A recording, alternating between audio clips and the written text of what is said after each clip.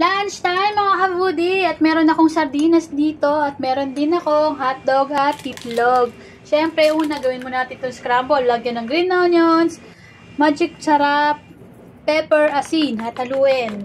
So yun na nga, maglulutuin na natin tong itlog. Yun, nagpainit na ako ng mantika dito sa malit na kawalay. Naparami yata nalagay kong mantika. Bawasan muna natin.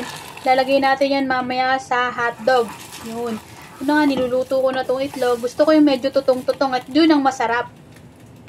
Sa totoo lang, dapat ang luto ko dito ay halo ko tong itlog. Ito na ngayon nakalimutan ko. Nakahihiwalay ko na lang ng luto. Nilagay ko na rin pala yung sobrang mantika at ito yung aking lulutuin na.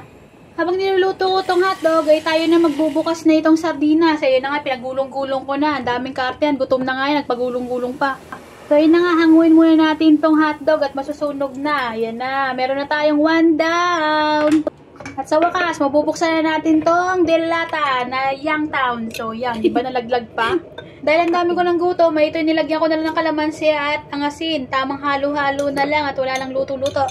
Siyempre, nakasanayan na rin kumakain pag ganitong mga ulam, may kape. Social nga lang ating kape, wala tayong pang 3-in-1. So, yun na nga, tamang dakot na dito sa bagong saing na sinahing. Ay, ang sarap-sarap, yan na.